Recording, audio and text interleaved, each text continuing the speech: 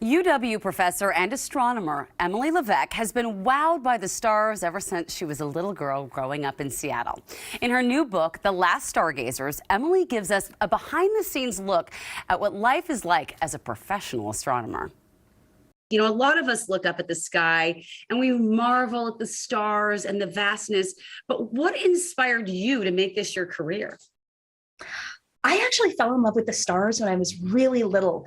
When I was 2 years old, Halley's Comet actually made a very close pass by Earth so we could all see it with the naked eye. And I remember my whole family tramping out into our backyard in Massachusetts to have a look at it. I was a toddler. I was fussy. I was tired. I was scared of the dark until they pointed me up. And I was then so mesmerized by what I was looking at. And from then on, people would ask me what I wanted to be when I grew up. And it was, well, I want to be a ballerina or an astronomer, or a firefighter or an astronomer. And astronomer stuck, and here I am. I mean, what a magnificent thing to be and to follow that dream. And I don't know that a lot of folks know what astronomers do. What are some misconceptions about your career? This is the main reason that I wrote my book, The Last Stargazers, is I wanted to give people this behind the scenes view of what life as an astronomer is like. I interviewed more than 100 of my colleagues for this book. I mainly just let them tell me their stories, but I asked everyone, what's the biggest misunderstanding of what we do? And a lot of the answers were people think we still look through eyepieces. They think we tend to go to a telescope, peer through it, and just sort of say, well, what's happening in the sky tonight? And it makes sense because that's how so many of us started stargazing. We would use a backyard telescope or go to an astronomy open house, and we're used to looking at the sky with our eyes. Nowadays, we have amazing cameras and scientific instruments on the back of telescopes that are building sized. So we look at a lot of our data on a computer screen, but it doesn't make it any less exciting. It just means the nuts and bolts of how we work are a bit different. What are some of the craziest places you've been for your job? Have you been to the SETI Institute?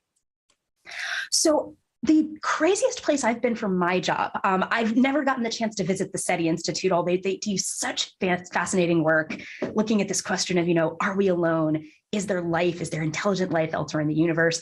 I think the coolest thing that I've done for my research is flown on an airplane with its door open over Antarctica. So it's pretty wild. I tell this story in my book, but NASA actually has a telescope that they fly in the back of a special Boeing 747 that's built so that it can open its door while flying in the stratosphere. So by getting that high, we get above a lot of the water vapor in our atmosphere. And it means we can see types of light that you can't see from the ground. So it's a great place to put a telescope. But astronomers have the chance to fly on board the telescope and actually be on the plane during these observations. I write the full story of how this came to be in my book because it's a bit of an adventure, but it's the coolest thing I've ever gotten to do for my job. Of course, now I have a follow-up question.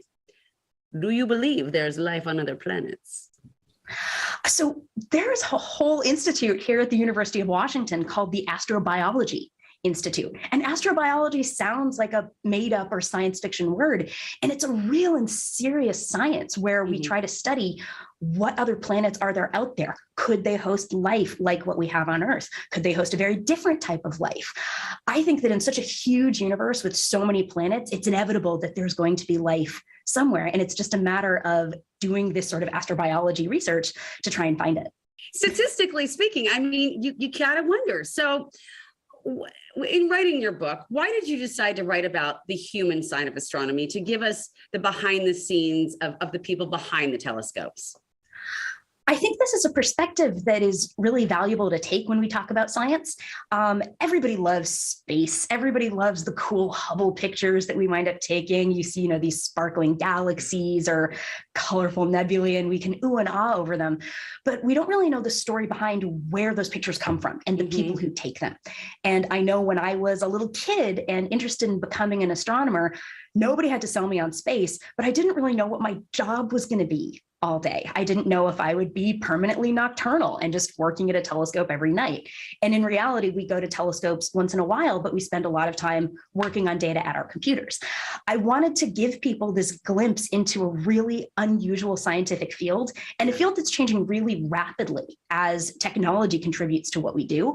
So I wanted to preserve the human stories, kind of put a human face on science. I think it's easy to think of scientists as these like remote, inaccessible people who do nothing but think about science all day. And there's so many familiar human sort of quirks and adventures in this book that we all run into as part of doing our jobs that I think will be familiar to people, even if they're not scientists. And I wanted to put that human connection into our field. How cool is she? Well, Emily, is signing copies of her book tonight at Otta's Technical Books on Capitol Hill. There will, of course, be plenty of time for Q&A with the audience as well. For more details, head to the New Day website.